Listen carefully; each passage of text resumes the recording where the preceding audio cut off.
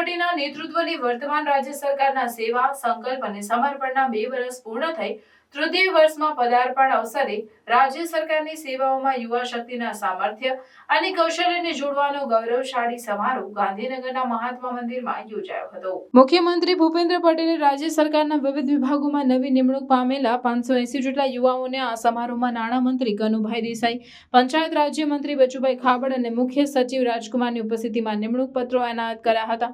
મુખ્યમંત્રીના દિશા દર્શનમાં રાજ્ય સરકારે યુવા શક્તિના કૌશલ્યને જનતાની સેવામાં જોડવા સરકારી વિભાગોમાં ભરતી કેલેન્ડર અનુસાર સ્પર્ધાત્મક પરીક્ષાઓથી ભરતી પ્રક્રિયાને પ્રાથમિકતા આપી છે।